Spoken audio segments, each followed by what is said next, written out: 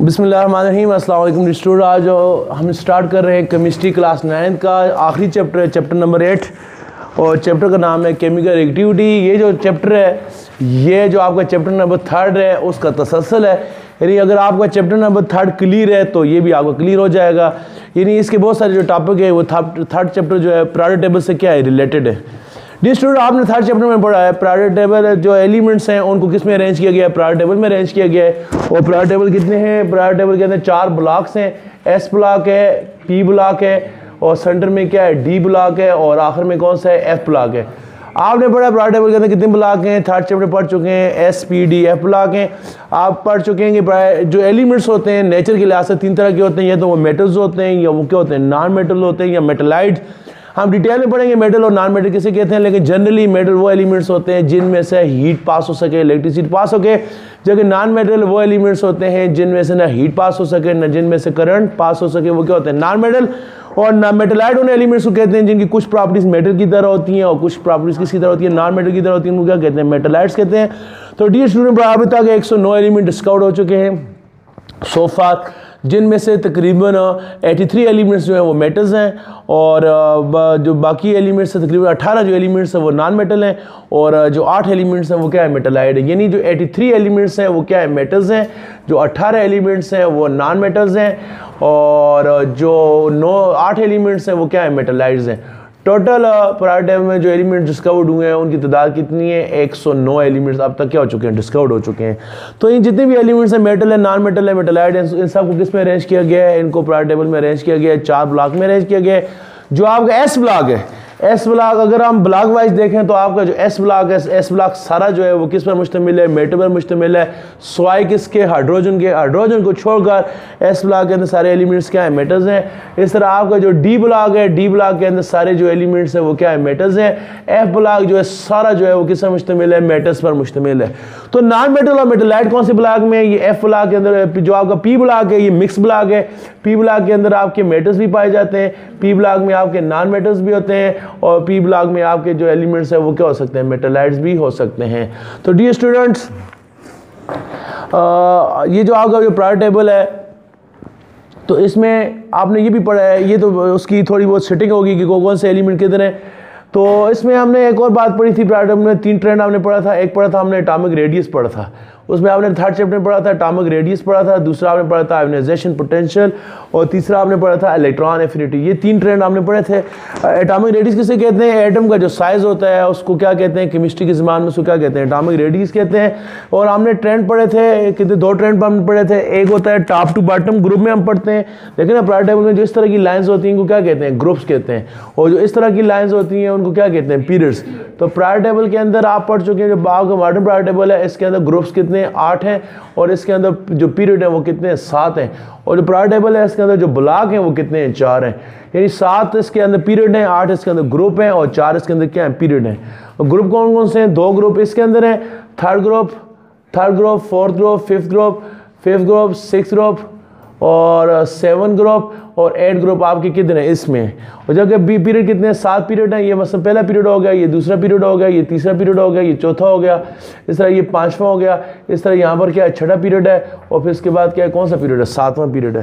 तो periodic table के अंदर कितने पीरियड हैं, पीरियड कितने हैं, 7 हैं, और जो ग्रुप है वो कितने हैं, वो ग्रुप्स जो है वो हैं 8 हैं। पीरियड कितने हैं, 7 हैं, और ग्रुप कितने हैं, 8 हैं। डियर स्टूडेंट, हमने पढ़ा था एटॉमिक रेडियस के बारे में। तो एटॉमिक रेडियस का ट्रेंड क्या होता है, एटॉमिक रेडियस का ट्रेंड हमने पढ़ा था, जो एटॉमिक रेडियस होता है वो इंक्रीज होता है, कहाँ से कहाँ, टॉप टू बॉटम इंक्रीज होता है। ग्रुप के अंदर जो एटॉमिक रेडियस है वो क्या होता है, इंक्रीज होता है। ग्रुप में हमेशा हम चीज़ क्या पढ़ते हैं, टॉप टू बॉटम। आने पड़ा था टॉप टू बॉटम जो है वो साइज क्या होता है, बढ़ता है। जो चीज़ ग्रुप में बढ़ती है ऑटोमेटिकली वो पीरियड में क्या होती है, कम होती है। तो एटॉमिक रेडियस जो होता है वो किसके अंदर क्या होता है, डिक्रीज होता है, किसके अंदर, पीरियड के अंदर। तो एटॉमिक जो रेडियस है वो इंक्रीज होता है ग्रुप में, जबकि पीरियड के अंदर वो क्या होता है, डिक्रीज होता है। ये हो गया एटॉमिक रेडियस के बारे में। तो दूसरी बात है वो किसके बारे में, इलेक्ट्रॉन आयोनाइजेशन पोटेंशियल के बारे में। जो आयोनाइजेशन पोटेंशियल है ये क्या होती है, डिक्रीज होती है, कहाँ से कहाँ, आयोनाइजेशन पोटेंशियल डिक्रीज होती है किसके अंदर, ग्रुप के अंदर आयोनाइजेशन पोटेंशियल क्या होती है, डिक्रीज होती है। जबकि आयोनाइजेशन पोटेंशियल जो है वो क्या होती है, इंक्रीज होती है, किसके अंदर, इन ग्रुप। ग्रुप के अंदर, यानी आयोनाइजेशन पोटेंशियल और साइज उलट है, साइज ऊपर से नीचे बढ़ता है, आयोनाइजेशन पोटेंशियल ऊपर से नीचे कम होती है। जो साइज है पीरियड में क्या होता है, कम होता है, और जो आपका आयोनाइजेशन पोटेंशियल है वो पीरियड के अंदर क्या होती है, ज़्यादा होती है।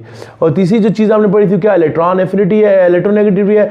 जो इलेक्ट्रोनेगेटिविटी होती है वो क्या होती है, डिक्रीज होती है किसके अंदर, ग्रुप के अंदर, डिक्रीज होती है किसके अंदर, ग्रुप के अंदर। लेकिन जो इलेक्ट्रोनेगेटिविटी है वो क्या होती है, इंक्रीज होती है किसके अंदर, पीरियड के अंदर। डिक्रीज होती है ग्रुप के अंदर, जबकि इंक्रीज होती है किसके अंदर, पीरियड के अंदर क्या होती है, इंक्रीज होती है। यानी डियर खुलासा क्या, ग्रुप में कौन सी चीज़ें इंक्रीज होती हैं, एटॉमिक साइज बढ़ता है, आयोनाइजेशन पोटेंशियल कम होती है, और इलेक्ट्रोनेगेटिविटी क्या होती है, कम होती है। और पीरियड में इसका उलट है, पीरियड में साइज कम होता है, आईपी क्या होती है, ज़्यादा होती है, इलेक्ट्रोनेगेटिविटी क्या होती है, ज़्यादा होती है। ये चीज़ें मैं क्यों पढ़ा रहा हूँ, कहूँगा आपका जो टॉपिक है, ये जो चैप्टर है ये किसके बारे में है, ये ज़्यादातर है एलिमेंट्स की रिएक्टिविटी के बारे में, एलिमेंट रिएक्शन कैसे करते हैं। तो आपने पढ़ा है प्रायर टेबल में ज़्यादातर एलिमेंट, कुछ एलिमेंट बहुत ज़्यादा रिएक्टिव होते हैं, कुछ कम रिएक्टिव होते हैं, कुछ बिल्कुल रिएक्शन नहीं करते, मसलन नोबल गैसेस। तो ज़्यादा रिएक्शन कौन से एलिमेंट्स करते हैं, आपको पता है प्रायर टेबल के सबसे जो रिएक्टिव एलिमेंट है, पहले ग्रुप के एलिमेंट हैं, और सातवें ग्रुप के एलिमेंट्स क्या हैं, बहुत रिएक्टिव हैं। कौन से, पहले और सातवें के एलिमेंट बहुत रिएक्टिव हैं, जबकि जो आठवें ग्रुप के एलिमेंट हैं वो बिल्कुल रिएक्शन नहीं करते। तो प्रायर टेबल में आपने पढ़ा कितने ग्रुप हैं प्रायर टेबल में जी, प्रायर टेबल के अंदर कितने ग्रुप हैं, ब्लॉक कितने हैं, कितने ब्लॉक हैं, चार ब्लॉक। ये हो गया एस ब्लॉक, ये हो गया कौन सा ब्लॉक, पी ब्लॉक, सेंटर में क्या आ गया, डी ब्लॉक, और नीचे कौन सा ब्लॉक आ गया, एफ ब्लॉक। तो इसके अंदर कौन से ग्रुप हैं, इसके अंदर दो ग्रुप हैं, ग्रुप फर्स्ट और सेकंड इसके अंदर है, थर्ड, फोर्थ, फिफ्थ, 6, 7 और 8 जो है किसके अंदर है, इसके अंदर है।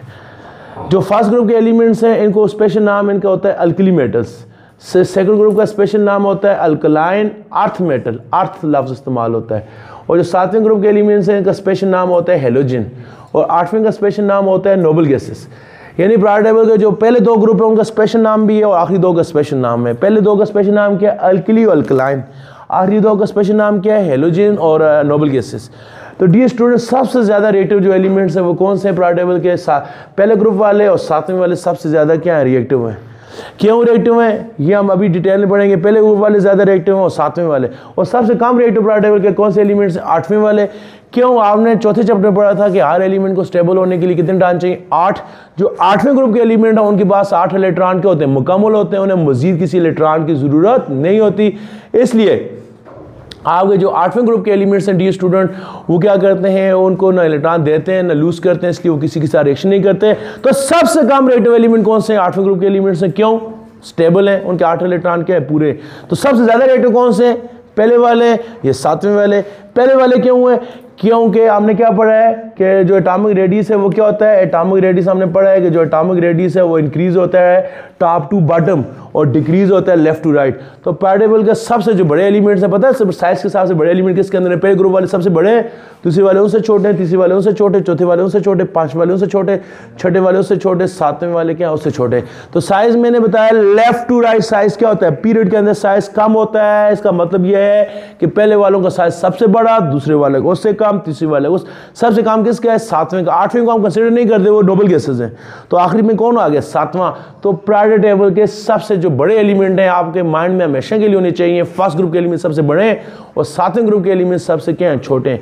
दूसरी बात के ग्रुप के अंदर आप जाएं तो ऊपर से नीचे साइज क्या होता है, बढ़ता है। यानी सबसे ऊपर वाला एलिमेंट क्या होता है, छोटा होता है, जो सबसे नीचे वाला क्या होता है, बड़ा होता है। तो खुलासा क्या है डियर स्टूडेंट, खुलासा ये है कि आपसे कोई पूछे लेफ्ट साइड वाले एलिमेंट बड़े होते हैं या राइट वाले, तो कौन से बड़े होते हैं, लेफ्ट वाले। लेफ्ट वाले क्या होते हैं, बड़े होते हैं, लेफ्ट वाले बड़े होते हैं। और टॉप वाले बड़े होते हैं या बॉटम वाले, जो सबसे नीचे होते हैं, बॉटम कहते हैं नीचे वाले, जो सबसे नीचे होते हैं वो क्या होते हैं, वो साइज में क्या होते हैं, लार्जर होते हैं। और जो एलिमेंट प्रायर टेबल के साइड पर पाए जाते हैं, राइट साइड पर पाए जाते हैं। और जो एलिमेंट प्रायर टेबल किस पर होते हैं, टॉप पर होते हैं, वो एलिमेंट साइज में क्या होते हैं, स्मॉलर होते हैं। क्या होते हैं, स्मॉलर। जो लेफ्ट साइड पर होता है, बॉटम पर होता है, वो लार्जर होते हैं साइज में। और जो राइट साइड पर होता है, जो टॉप पर होता है, वो साइज में क्या होते हैं, छोटे होते हैं। ये माइंड में ये बात आपके हमेशा रहनी चाहिए। लेफ्ट वाले बड़े हैं या राइट वाले, लेफ्ट वाले कौन कौन से हैं, फर्स्ट ग्रुप हो गया, सेकंड हो गया, ये साइज में क्या है, बड़े हैं। और जो राइट वाले कौन से हो गए, छठा हो गया, सातवां हो गया, ये वाले साइज में क्या होते हैं, छठा और सातवां साइज में क्या होते हैं, छोटे होते हैं। ये बात आपके प्रायर टेबल से रिलेटेड है। अब डी स्टूडेंट इसमें एक और चीज़ हम नोट कर पढ़ते हैं, ठीक है। हमारा जो ये जो चैप्टर है चूँकि पूरे प्रायर टेबल के बारे में, तो ज़ाहिर है हर एक उसको आप ग्रुप को मुकम्मल तौर पर नहीं पढ़ सकते। इस चैप्टर में आप ज़्यादा डिटेल में, मैंने आपको क्या बताया, ये 2 ग्रुप्स प्रायर टेबल के चैप्टर का नाम क्या, केमिकल रिएक्टिविटी, रिएक्शन करने की स्टाइल। और मैंने क्या बताया, यहाँ 2 टिक में निकाल लगाए, फर्स्ट ग्रुप में और दूसरे किस में लगाए, 7वें ग्रुप में। प्रायर टेबल के सबसे ज़्यादा जो रिएक्टिव एलिमेंट्स हैं वो कौन से हैं, पहले ग्रुप वाले एलिमेंट और 7वें वाले। तो ये जो चैप्टर है ज़्यादा किन के बारे में, इन्हीं एलिमेंट्स के बारे में, पहले ग्रुप के बारे में और 7वां। फिर पहले ग्रुप के अंदर भी बहुत सारे एलिमेंट्स हैं, आप सबको 1 बाई 1 स्टडी नहीं कर सकते। तो यहाँ पहले ग्रुप की जो नुमाइंदगी कर रहा है किसको लिया गया है, सोडियम को लिया गया है। और 7वें में बहुत सारे एलिमेंट हैं, फ्लोरीन, क्लोरीन, ब्रोमीन, आयोडीन, जो नुमाइंदगी लिखी गई है वो किस में है, क्लोरीन में। तो इस चैप्टर में आप ये जो इस चैप्टर में और जो कम रिएक्टिव एलिमेंट है प्रायर टेबल कौन से एलिमेंट्स हैं, 8वें ग्रुप के एलिमेंट्स हैं। तो ज़ाहिर है आप कोरोना की वजह से आपका कोर्स क्या हो गया, शार्ट हो गया। इस वक्त जो मौजूदा आपका जो 2020-21 वक्त जो चल रहा है उसमें आपने सिर्फ क्या पढ़ना है, आपने पढ़ना है फर्स्ट ग्रुप के बारे में पढ़ना है और किसके बारे में पढ़ना है, 7वें ग्रुप के बारे में पढ़ना है। ठीक हो गया, फर्स्ट ग्रुप और 7th ग्रुप के बारे में। तो डी स्टूडेंट, जो फर्स्ट ग्रुप वाले एलिमेंट्स हैं इनको कहते हैं मेटल्स, और जो 7वें ग्रुप वाले होते हैं वो क्या होते हैं, नॉन मेटल। तो खलास ये नहीं क्या है, जो एलिमेंट आपको बताया था लास्ट टाइम भी मैंने, जो एलिमेंट प्रायर के लेफ्ट साइड पर होते हैं, बॉटम में होते हैं, साइड में क्या होते हैं, बड़े होते हैं। ये बात आपने माइंड में रखनी है। ठीक हो गया। तो लेक्चर के स्टार्ट में मैंने आपको बताया था एलिमेंट 2-3 तरह के होते हैं, या तो वो मेटल्स होते हैं या वो क्या होते हैं, नॉन मेटल्स होते हैं, या फिर वो क्या होते हैं, मेटलाइट्स। हम कंपेयर करते हैं, पहले देखते हैं मेटल कौन से एलिमेंट है, फिर क्या है नॉन मेटल कौन से एलिमेंट है, फिर हम जाकर उसको मेटल और नॉन मेटल को ताल्लुक किसका जोड़ ताल्लुक किसके साथ निकालते हैं, अपने प्रायर टेबल के साथ निकालते हैं। ठीक हो गया। सबसे पहले देखते हैं मेटल और नॉन मेटल कौन से एलिमेंट्स हैं। तो मेटल और नॉन मेटल की हम कौन सी प्रॉपर्टीज को सबसे पहले कंपेयर करते हैं, फिजिकल प्रॉपर्टीज। मेटल्स और नॉन मेटल की फिजिकल प्रॉपर्टीज देखते हैं। सबसे पहले मेटल्स कौन से एलिमेंट्स हैं और दूसरे क्या है, नॉन मेटल कौन से एलिमेंट्स हैं। तो डी स्टूडेंट, मेटल कौन से एलिमेंट्स हैं। मेटल की पहली फिजिकल प्रॉपर्टीज ये होती है, मेटल जितने भी है वो क्या है, good conductor of heat and electricity. Metal में से हीट क्या होती है, सही पास होती है, करंट एक जगह दूसरी जगह जा सकता है। जगह जो नॉन मेटल्स होती हैं क्या होती है, bad conductor of heat and electricity. Metal heat के इलेक्ट्रिसिटी के अच्छे कंडक्टर हैं, यानी मेटल में आसानी से करंट क्या हो सकता है, पास हो सकता है। आप देखें अगर आपके पास लोहे का राड है, उसको एक तरफ से गर्म करें वो दूसरी तरफ से भी गर्म होगा।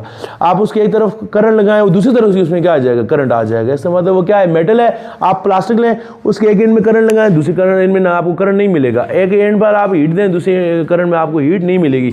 तो इसका मतलब वो क्या है, नॉन मेटल। तो मेटल की पहली प्रॉपर्टी क्या है, आपको लास्ट टाइम बताया भी था, मेटल में से हीट होती है वो भी पास हो सकती है और करंट भी क्या हो सकता है, पास, जबकि नॉन मेटल नहीं पास हो सकता। मेटल की दूसरी बात आपको बताई थी, चूंकि मेटल में से करंट पास हो सकता है इसलिए मेटल की क्या बन सकती है, तारें बन सकती हैं। तो मेटल तारें बन सकती हैं, इसकी इस प्रॉपर्टी को क्या कहते हैं, डिक्टाइल्स। Metals are डिक्टाइल्स। डिक्टाइल किसको कहते हैं, वो चीज़ जिसमें से जिसकी तारें बनाई जा सके उसको क्या कहते हैं, डिक्टाइल।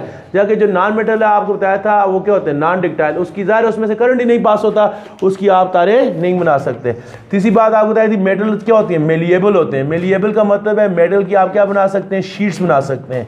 जबकि जो नॉन मेटल है इसकी शीट नहीं बना सकते, ये क्या होते हैं, नॉन मेलिएबल होते हैं, ये मेलिएबल नहीं होते। चौथी बात, जो मेटल्स होती हैं ये लस्ट्रस होते हैं। लस्ट्रस का मतलब है शाइनी, चमकदार। जितनी भी मेटल्स हैं वो चमकदार है, सोना दूर से चमकता है, आपके छत पर चादरें दूर से चमकती नजर आती हैं, क्योंकि मेटल्स क्या होती हैं, शाइनी होते हैं। जबकि जो नॉन मेटल होते हैं वो क्या होते हैं, नॉन लस्ट्रस, वो बिल्कुल चमकदार नहीं होते। पांचवी फिजिकल प्रॉपर्टीज क्या है कि जो आपकी मेटल्स हैं वो सोनोरस होती हैं। सोनोरस का मतलब आपको बताया था, जब मेटल को मेटल के साथ टकराते हैं खास किस्म की आवाज़ आती है। आप घर में वो चमचा लें तो देचकी हमारे टाइम की आवाज़ आती है, इसको क्या कहते हैं, सोनोरस। सोनोरस का मतलब है मेटल एक ख़ास किस्म की साउंड प्रोड्यूस करते हैं, जबकि जो नॉन मेटल हैं वो सोनोरस नहीं है, उनमें किसी किस्म की कोई आवाज़ पैदा नहीं होती। तो डी स्टूडेंट, ये कौन सी प्रॉपर्टीज़ हैं, ये मेटल्स की फिजिकल प्रॉपर्टीज हैं। डिक्टाइल होते हैं मेले कंडक्टर। इसके अलावा एक और प्रॉपर्टी है मेटल की, कौन सी है मेटल की प्रॉपर्टीज, जितनी मेटल्स हैं उनका क्या, हाई मेल्टिंग पॉइंट। मेटल का इनका मेल्टिंग पॉइंट भी हाई होता है, इनका बॉइलिंग पॉइंट भी हाई होता है। जबकि नॉन मेटल का क्या होता है, लो मेल्टिंग पॉइंट, इनका मेल्टिंग पॉइंट भी लो होता है, इनका बॉइलिंग पॉइंट भी क्या होता है, लो। मेल्टिंग पॉइंट हाई होने का मतलब है आपकी जो मेटल है मेल्ट भी आसानी से होती हैं, और बॉयल नहीं, मेल्टिंग पॉइंट हाई होने का मतलब है ये देर से जाकर मेल्ट होती हैं, देर से जाकर क्या होती हैं, बॉयल होती हैं। कभी आपने लोहे को मेल्ट होते देखा है, लोहा 1500 डिग्री सेंटीग्रेड पर जाकर मेल्ट होता है। इसका मतलब उसका मेल्टिंग पॉइंट क्या है, हाई है। बॉयल भी बहुत से ज़्यादा है, मेल्ट 1500 पर होगा, बॉयल तो बहुत देर से जाकर होगा, 2-3 हज़ार डिग्री सेंटीग्रेड, इसलिए हम कहते हैं इसका बॉइलिंग पॉइंट भी क्या है, हाई है। आप मोमबत्ती को देखें, मोमबत्ती फ़ौरन मेल्ट हो जाती है, इसका मतलब क्या है, मोमबत्ती का बॉइलिंग मेल्टिंग पॉइंट क्या है, लो है। जो चीज़ जल्दी मेल्ट होती है उसका मेल्टिंग पॉइंट लो है, जो जल्दी देर से मेल्ट होती है उसका मेल्टिंग पॉइंट क्या है, हाई है। तो ये होगी कौन सी प्रॉपर्टीज़, फिजिकल प्रॉपर्टीज़। इसके बाद मेटल और नॉन मेटल की हम कौन सी प्रॉपर्टीज़ को डिस्कस करते हैं, केमिकल प्रॉपर्टीज़। इसी के साथ यहाँ पर केमिकल प्रॉपर्टीज़ डिस्कस करते हैं, उसको फिर हम पीरियोडिक टेबल के साथ इसको कनेक्ट करते हैं, ठीक है। तो मेटल हो गए, इसकी केमिकल प्रॉपर्टीज़ क्या हैं dear student, chemical properties discuss करते हैं। इसके ये आ गई मेटल्स, इस तरफ क्या आ गई, नॉन मेटल्स। नॉन मेटल की पहली केमिकल प्रॉपर्टी आपको मेटल की आपको क्या बताया था, यहाँ पर मैंने क्या लिखा है, पीरियोडिक टेबल के जो लेफ्ट साइड वाले एलिमेंट और साइज में क्या होते हैं, बड़े होते हैं। फिर थोड़ी देर पहले मैंने आपको क्या बताया था, ये बताया था कि जो एस ब्लॉक है वो सारे क्या है, मेटल हैं। इसका मतलब ये हो गया कि जो एस ब्लॉक वाले एलिमेंट है वो हेवी मेटल हैं, उनका साइज़ भी क्या होता है, बड़ा होता है। फिर आपको मैंने बताया था जो छठे सातवें ग्रुप वाले एलिमेंट्स हैं वो क्या होते हैं, नॉन मेटल होते हैं। और ये भी बताया था कि छठे सातवें वाले एलिमेंट्स होते हैं वो क्या होते हैं, उनका साइज़ भी क्या होता है, छोटा होता है। खुलासा क्या है, मेटल्स जो होते हैं वो क्या होते हैं, larger in size. Metal periodic table के किस क्या होते हैं, लार्जर होते हैं साइज़ में, जबकि जो नॉन मेटल होते हैं वो साइज़ में क्या होते हैं, स्मॉलर इन साइज़, वो साइज़ में क्या होते हैं, छोटे होते हैं। पहले दूसरी बात, मेटल पीरियोडिक टेबल के कहाँ किस साइड पर पाए जाते हैं, मोस्टली मेटल पीरियोडिक टेबल किस साइड पर पाए जाते हैं, लेफ्ट साइड पर, लेफ्ट साइड पर पाए जाते हैं। लेफ्ट साइड पर भी होते हैं और पीरियोडिक टेबल किस में रहते हैं, सेंटर में भी हैं। जबकि जो नॉन मेटल है ये सिर्फ पीरियोडिक टेबल किस साइड पर है, राइट साइड पर है, सेंटर वगैरह में नहीं है। जो मेटल्स हैं वो पीरियोडिक टेबल के लेफ्ट साइड पर भी हैं। देखेंगे कौन सी साइड है, लेफ्ट साइड। एस ब्लॉक कौन सा है, लेफ्ट साइड। जो डी ब्लॉक है वो क्या है, सेंटर। जो एफ ब्लॉक है वो क्या है, बॉटम। जो आपके मेटल्स हैं ये पीरियोडिक टेबल की लेफ्ट साइड पर भी पाए जाते हैं, ये पीरियोडिक टेबल की सेंटर में भी पाए जाते हैं, ये पीरियोडिक टेबल के बॉटम में भी होते हैं। जो नॉन मेटल है ये सिर्फ पीरियोडिक टेबल की साइड पर पाए जाते हैं, राइट साइड। थोड़ी देर पहले मैंने आपको क्या बताया था, आपको ये बताया था जो साइज़ होता है वो कॉमन प्रैक्टिस क्या है, जो एटॉमिक साइज़ है, एटॉमिक साइज़ क्या होता है, इंक्रीज़ होता है कहाँ से, top to in a group, top to bottom. Atomic size increase होता है top to bottom, atomic size क्या होता है, इंक्रीज़ होता है। और जो साइज़ है वो क्या होता है, डिक्रीज़ होता है फ्राम लेफ्ट टू राइट। ठीक है डी स्टूडेंट, जो एटॉमिक साइज़ है वो टॉप टू बॉटम क्या होता है, इंक्रीज़ होता है। Left to right atomic size क्या होता है, डिक्रीज़ होता है। ये बात अपने माइंड में आपने थर्ड चैप्टर में पढ़ी थी।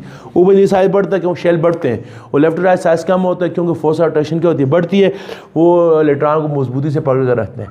तो मेटल का साइज़ बड़ा होता है और जो नॉन मेटल उनका साइज़ क्या होता है, छोटा होता है। ठीक हो गया। दूसरी बात ये क्यों है, आपको बता चुका हूँ कि मेटल जो है वो लेफ्ट साइड पर राइट साइड पर होते हैं, उनका साइज़ बड़ा है। तो इनका साइज़ क्यों छोटा है, कोई आपसे पूछे क्योंकि वो राइट साइड पर है और राइट साइड वाले एलिमेंट क्या होते हैं, छोटे। मैंने यहाँ पहले लिखा है जो एलिमेंट लेफ्ट साइड पर होते हैं वो लार्जर होते हैं, जो राइट साइड पर है वो क्या है, स्मॉलर।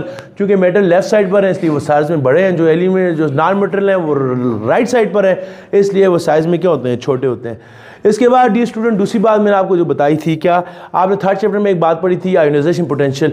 किसी एटम से इलेक्ट्रॉन को निकालने के लिए जो एनर्जी चाहिए उसको क्या कहते हैं, आयोनाइजेशन पोटेंशियल। और आपने पढ़ा था एटम जितना बड़ा होगा उससे इलेक्ट्रॉन का निकालना आसान है, उसकी आयोनाइजेशन एनर्जी क्या होगी, कम। एटम बड़ा, आयोनाइजेशन पोटेंशियल कम। और एटम जितना छोटा होगा उसकी आयोनाइजेशन पोटेंशियल क्या होगी, ज़्यादा। तो ज़ाहिर है इस साइज में बड़े होते हैं क्या होता है, लो आयोनाइजेशन पोटेंशियल। इनकी आयोनाइजेशन पोटेंशियल क्या लो है। आयोनाइजेशन पोटेंशियल किसे कहते हैं, इलेक्ट्रॉन को निकालने के लिए कम एनर्जी चाहिए, इसका ये मतलब है। और इनका साइज छोटा है, इनसे इलेक्ट्रॉन को निकालने के लिए क्या चाहिए, बहुत ज़्यादा एनर्जी चाहिए। इनकी आयोनाइजेशन पोटेंशियल क्या होती है, हाई होती है। फिर डी स्टूडेंट एक और बात, जैसे आपने पढ़ा है जो मेटल्स हैं वो उनका साइज चूँकि बड़ा है तो मेटल में इलेक्ट्रॉन देने की स्ट्रेंथ क्या होती है, ज़्यादा होती है। क्योंकि आईपी लो है, आईपी किसे कहते हैं, जो खर्चा आता है इलेक्ट्रॉन निकालने के लिए। तो इनको इलेक्ट्रॉन को निकालने के लिए कम एनर्जी चाहिए, तो ये क्या करते हैं ईजीली, ये क्या करते हैं इलेक्ट्रॉन को क्या करते हैं, रिमूव करते हैं ईजीली। मेटल जितने भी हैं ये आसानी से इलेक्ट्रॉन दे सकते हैं। क्यों, इनका साइज़ बड़ा है और इनकी आईपी लो है, इनसे इलेक्ट्रॉन निकालना क्या आसान है। जबकि जो नॉन मेटल है इनके लिए इलेक्ट्रॉन रिमूव करना बहुत मुश्किल है। लेकिन जो नॉन मेटल साइज़ में छोटे होते हैं, अच्छा इनके लिए जो इलेक्ट्रॉन को रिमूव करना क्या हो जाता है, डिफ़िकल्ट। इनके लिए इलेक्ट्रॉन रिमूव करना डिफ़िकल्ट है, बल्कि कुछ एलिमेंट्स के लिए क्या है, इलेक्ट्रॉन को निकालना क्या है, नामुमकिन है। क्या है, नामुमकिन है। अच्छा दूसरी बात करते हैं इलेक्ट्रॉन गेन करने की। इलेक्ट्रॉन गेन किसकी वजह से होता है, इलेक्ट्रोनेगेटिव की वजह से। जितनी भी मेटल्स हैं चूंकि इलेक्ट्रॉन रिमूव करती हैं, तो जितनी भी मेटल्स हैं ये क्या है, इलेक्ट्रोपॉजिटिव है। इन पर कौन सा चार्ज होता है, पॉजिटिव चार्ज। ठीक हो गया, जितनी मेटल्स हैं ये इलेक्ट्रोपॉजिटिव है। और इलेक्ट्रोपॉजिटिव है, और ये आपने पढ़ा है कि इलेक्ट्रोपॉजिटिव जो चीज़ होती है कि वो किधर जाती है, जिस चीज़ में पॉजिटिव चार्ज है उसको हम क्या कहते हैं, केटाइन। ये जितनी मेटल्स हैं ये इलेक्ट्रॉन रिमूव करने की सही रखती हैं, इन पर कौन सा चार्ज आता है, पॉजिटिव चार्ज आता है, इनको क्या कहते हैं, केटाइन। और केटाइन जो होता है वो किधर जाता है, कैथोड की तरफ जाता है। अब बात करते हैं किसकी, नॉन मेटल की।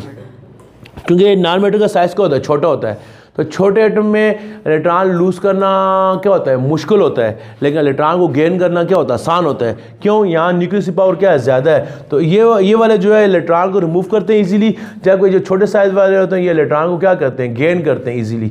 वो इलेक्ट्रॉन को लूज करते हैं आसानी से, ये गेन करते हैं। ज़रा जब वो लूज करते हैं वो पॉजिटिव चार्ज बनाते हैं, ये गेन करेंगे, इन पर कौन सा चार्ज होता है, ये कौन से होते हैं, इलेक्ट्रोनेगेटिव, इन पर कौन सा चार्ज आ गया, नेगेटिव चार्ज। और आपने फर्स्ट चैप्टर में पढ़ा था, जो चीज़ इलेक्ट्रॉन दे और इलेक्ट्रॉन ले उस पर नेगेटिव चार्ज, उसको क्या कहते हैं, एनायन। आपने किस चैप्टर में पढ़ा था, ये किस चैप्टर में पढ़ा था, आपने पढ़ा था फर्स्ट चैप्टर में।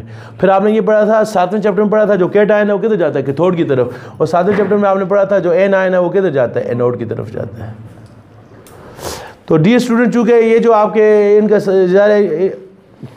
आपको क्या बताया, इलेक्ट्रॉन लेने की साइज किसके अंदर ज़्यादा है, नॉन मेटल के अंदर। तो इलेक्ट्रॉन लेने की पावर को क्या कहते हैं, इलेक्ट्रोनेगेटिविटी। तो इसका मतलब ये होगा इनकी जो इलेक्ट्रोनेगेटिव क्या होती है, हाई। इनकी इलेक्ट्रोनेगेटिव क्या होती है, हाई होती है। तो ज़ाहिर है इनकी हाई होगी, तो डेफिनेटली इनकी जो मेटल है, इनकी ज़ाहिर है मेटल आपने क्या पढ़ चुके हैं, मेटल क्या होते हैं, इलेक्ट्रो पॉजिटिव होते हैं। तो मेटल की इलेक्ट्रोनेगेटिव क्या होगी, लो होगी।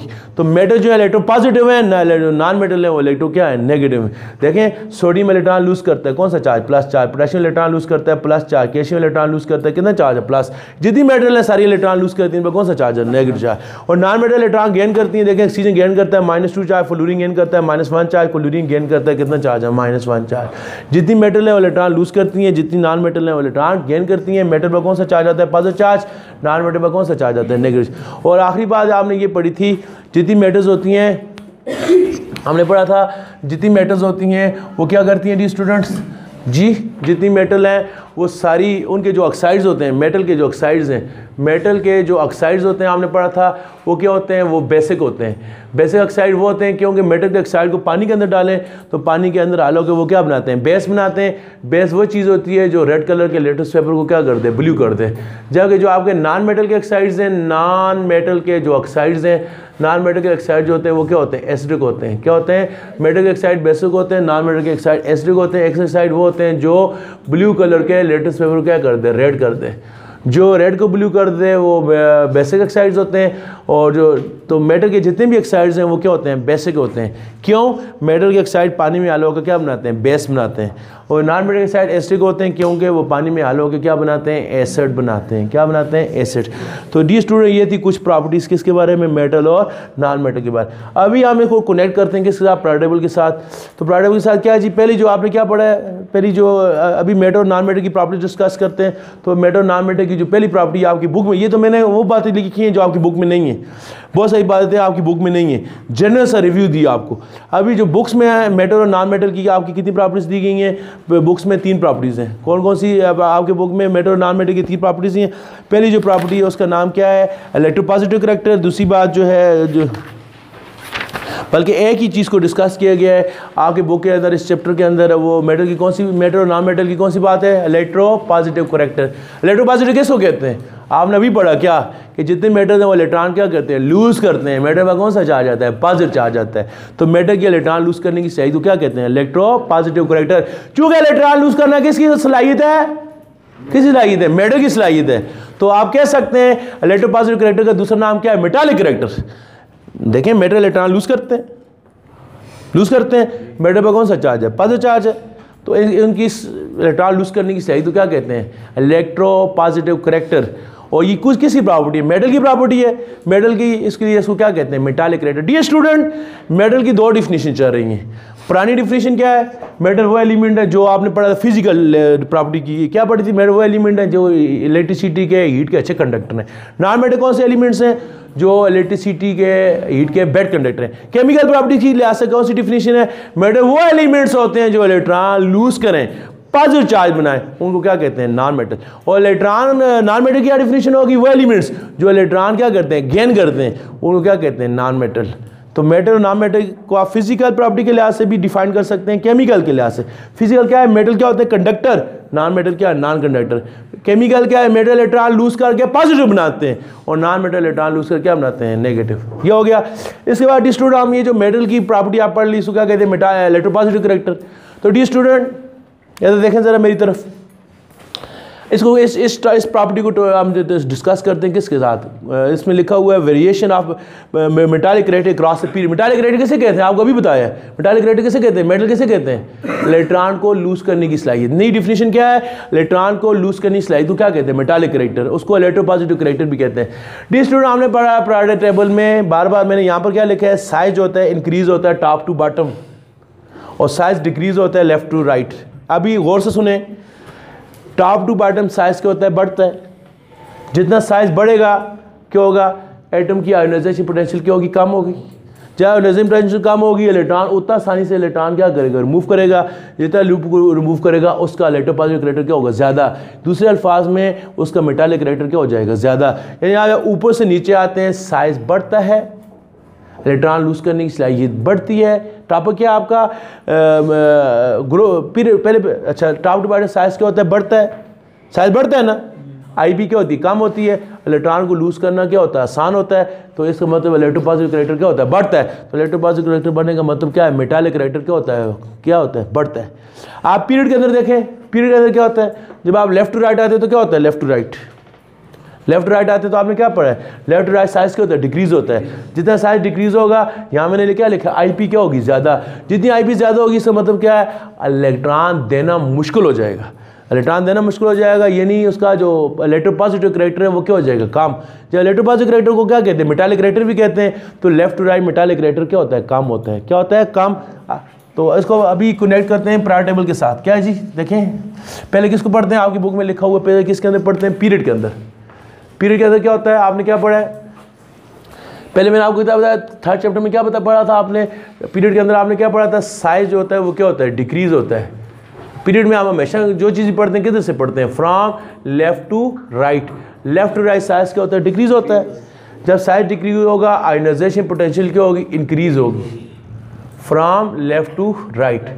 और आयोनाइजेशन पोटेंशियल इंक्रीज होती है, और इलेक्ट्रोनेगेटिविटी भी क्या होती है, इंक्रीज होती है, फ्रॉम लेफ्ट टू राइट। तो डी स्टूडेंट, जितना आप लेफ्ट टू राइट जाते हैं, साइज क्या होता है, कम होता है।